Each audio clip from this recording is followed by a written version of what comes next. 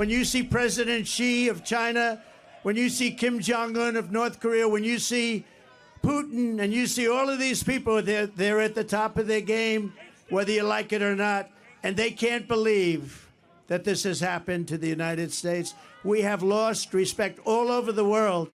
Wow. Moments ago, Donald Trump's reverence for autocrats of the world was on full display in the city where he stands trial, in the New York City borough of the Bronx, one of the most deeply blue counties in the nation. The Bronx, which boasts a Hispanic and black majority, might seem like an odd choice for a man who echoes Hitler on immigration and whose Truth Social boasted about a unified Reich. But it's just the icing on what's been a topsy-turvy week in American politics. Already this week, Trump accused President Biden of trying to kill him, and then floated, but then unconvincingly walked back the idea that he was open to states restricting access to birth control. The once grand old party, of course, has totally caved. The latest being former presidential candidate Nikki Haley, who once said that she felt no need to kiss the ring, only to kiss the ring in public remarks when saying she plans to vote for Donald Trump.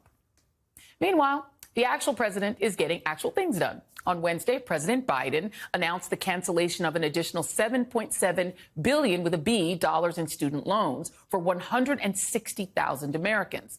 He also reached an historic milestone of appointing more than 200 federal judges, the majority of them women and people of color.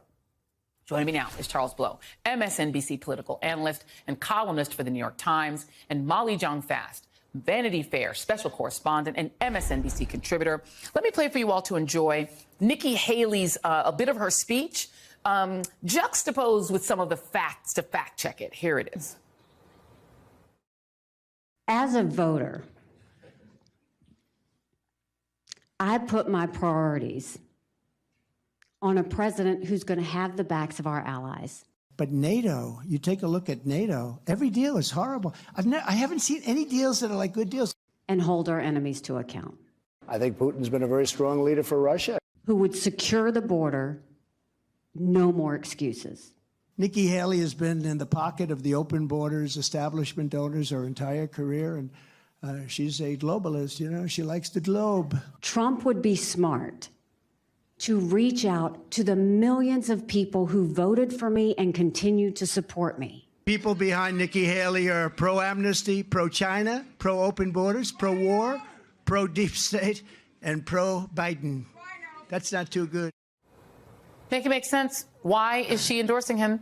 Oh, maybe we knew she was going to. Right. I think she was. Yeah. Look, she's not a person with a lot of moral courage, and she has never been. She served in that admin. I thought maybe she'd be smart and have an eye towards democracy. That is not how it works. And look, all these Republicans have fallen in line, except Mike Pence. Yeah. His former and Chris Christie. Right, Chris Christie. But Mike Pence was his former vice president, and he, again, Trump did a lot of terrible stuff to him, but he did actually say, I'm not going to vote for him, which I think is a meaningful. And by the way, a lot of people in Trump's administration have also come out against Trump, just not Nikki Haley. Let me play really quick what she said about kissing the ring. He's gotten more unstable and unhinged. He spends more time in courtrooms than he does on the campaign trail. Many of the same politicians who now publicly embrace Trump privately dread him. I feel no need to kiss the ring. Those who embrace Trump privately dread him, Charles Blow. There is a thing in autocracy where everyone has to take the knee. Everyone must do it. It's just not on Game of Thrones. They're all doing it to what end? Listen, Nikki Haley is smart. She's articulate. She's very accomplished. She's also a person who lacks any integrity whatsoever. Zero. And that has always been the case. She has always been one of the most transactional politicians that we have in this country. And she continues to show us that that is who Nikki Haley is. I was really kind of blown away during the Republican primaries when people kept saying, oh, she's different. It's a different kind of Republican. This is a viable alternative. No, this is always who Nikki Haley has been. Yeah. This is always who Nikki Haley will be. I covered the taking down of the Confederate flag, which she falsely took credit for. It was really Democratic lawmakers who did it. And she was as transactional as she could be because she was for that flag. Let me stay with you for just one moment, Charles Blow. What will be the point of Donald Trump going to the Bronx and bigging up Putin, Xi Jinping, and Kim Jong-un in a place he can never win? The Bronx is full of Black and Latino folk, and he's not fond of those. Right. Well, but you said it yourself in your question. He's not going to win New York. He's not going to win the Bronx. But that audience is not the Bronx. Yeah. The audience is everyone else in states that he could possibly win. And what he tries to do, and there's no downside for him to do this, by the way, what he's trying to do is to signal to other people, signal to people in swing states who are white, who don't want to be thought of as voting for a racist, to soften the ground there and say, well, maybe he's not such a racist. Also, to maybe shave off a couple of percentage points among Blacks and Hispanics. Also, people who look at it and say, I don't want to vote for a racist. And they say, well, maybe he's not as racist as they say that he is. This is signaling to other people, has nothing to do with New York, has nothing to do with the Bronx. Yeah, the Unified Reich thing, he just says things like that. It's Trump. That's what they want us to believe. Unified Reich is like a thing. It's like an actual, Google it. Elections have consequences. And because this country elected Donald Trump in 2016, we have the most extremist Supreme Court in modern history. Yesterday, the New York Times reported that Justice Samuel Alito didn't just fly an upside-down flag outside his Virginia home. He also proudly displayed a flag that has become a symbol of Christian nationalism outside his New Jersey summer home. The flag, seen here, is called the Appeal to Heaven flag, which, like the inverted U.S. flag, was carried by the rioting insurrectionists at the Capitol on January 6th. Now, some will claim it's a Revolutionary War flag, but that symbol fell out of favor and into obscurity. The flag has now been repurposed as a symbol of support for Trump. More importantly, it's a symbol of a religious sect in the Stop the Steal movement, which advocates for a modern America defined in purely Christian terms. And what I'm about to tell you next will not surprise you in the least. ProPublica has learned that Leonard Leo, the man who has single-handedly remade the judiciary in this country and played a key role in not just Alito's confirmation, but also the 5 other conservative justices, is flying that exact same flag outside his fancy summer home in Maine. It will also not surprise you that House Speaker Mike Johnson has the same flag outside one of his offices. Now, let me be clear. What these men are choosing to signal to the world is that they are fighting for a theocratic America, one that despises Earl Warren's mid-20th century Supreme Court, which made landmark rulings desegregating schools and other public facilities, recognizing a right to contraception for married couples and to interracial marriage, barring state-sanctioned school prayer, and guaranteeing access to public defenders for indigent criminal defendants. These men, who hold incredible power over more than 340 million Americans, are on a crusade against secular America. Now, after notching wins on rolling back access to reproductive care, expanding prayer in schools, and crippling the Voting Rights Act, they've delivered yet another blow to diversity and equity just this morning. And the justice who is flying a Christian nationalist flag outside both his homes was the author of the majority opinion in a case that gave a full-throated endorsement of political gerrymandering, even if it's racially motivated. Samuel Alito, in his opinion, stated that the purpose of the ruling was to prevent litigants from repackaging a partisan gerrymandering claim as a racial gerrymandering claim by exploiting the tight link between race and political preference. He then went on to assault the notion that racism might exist in America at all, writing in his typically indignant prose, when a federal court finds that race drove a legislature's districting decisions, it is declaring that the legislature engaged in offensive and demeaning conduct. We should not be quick to hurl such accusations at the political branches.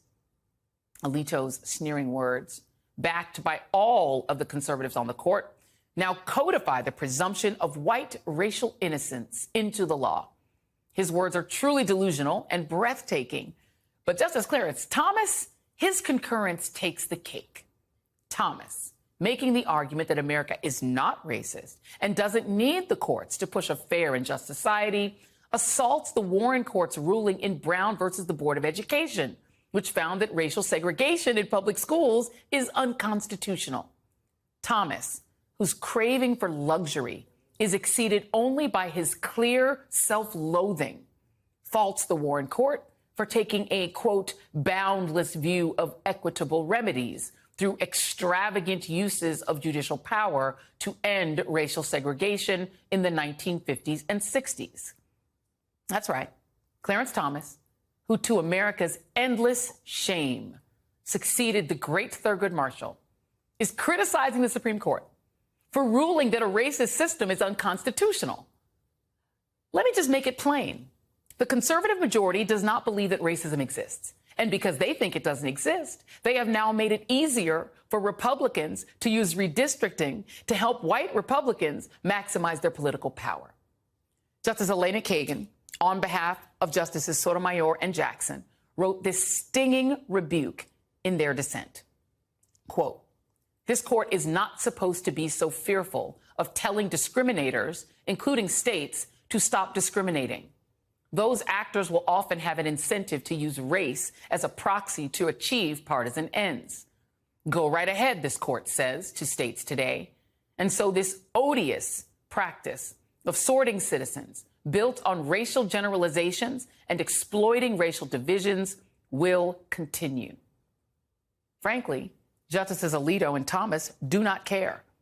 Alito famously bemoaned the fact that you can't say that marriage is a union between one man and one woman, which is a lie. You can say that all you want. Hashtag First Amendment. And Thomas once reportedly told clerks that he intended to remain on the court until the year 2034 because, quote, "the liberals made my life miserable for 43 years, and I'm going to make their lives miserable for 43 years. Folks, this is why elections matter, because it does not stop here. They are coming for the right to contraception. They are coming for the right to gay marriage. They are coming for it all. Every single 20th century advancement, except for interracial marriage, of course, because that one would affect Clarence and Ginny Thomas, is Martha Ann.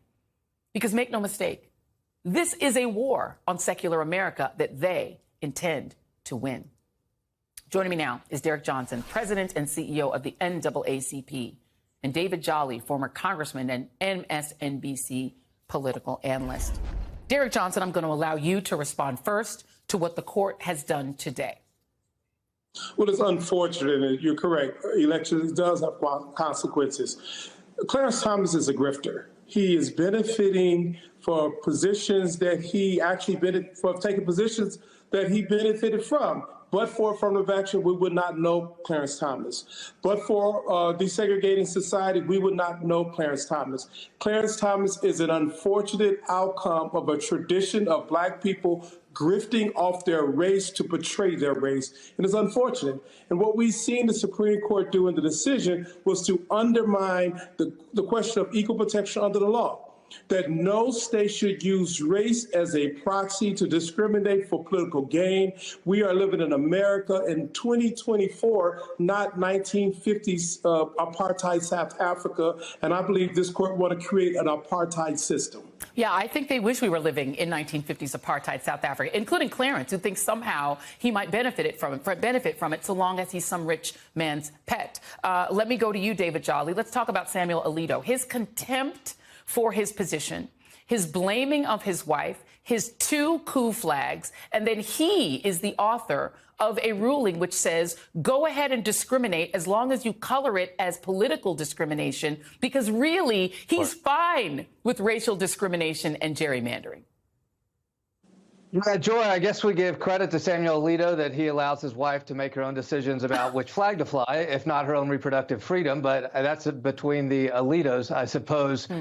Look, this issue on the gerrymandering decision that was made and all voting rights decisions that are considered by this court is really fascinating to me because of how quickly the Thomases and Alito will jump to the argument that racism is over, that there is no racism in the United States anymore, and therefore the protections against discriminated classes no longer need to be there.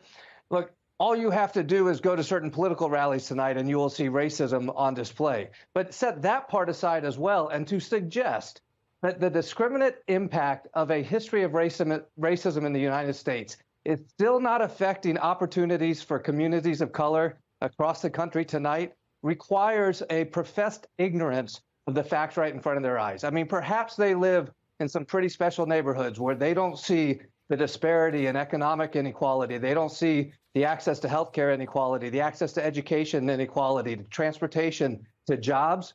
It is there. And that indiscriminate impact or discriminate impact is a result of centuries of racism in the United States. And there still is a role for the federal government. This court will not ever address it. And it's why, Joy, though I don't personally have a hard stance on this position, I think Democrats right now need to start talking more about expanding the court, run on the issue of expanding the court, because the only way to dilute the power of the Alitos and Thomases now for the next several decades is to say we're a party that will expand the court and expand your freedoms.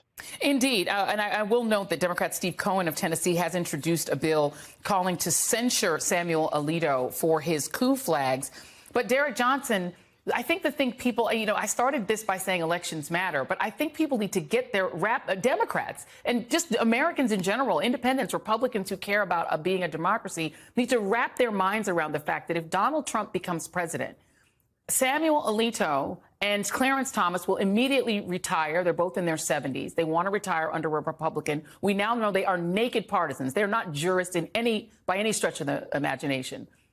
They will retire, and Donald Trump will replace them with 30-something and 40-something-year-old versions of themselves, meaning Donald Trump will have appointed at that point 5 out of 9 members of the United States Supreme Court.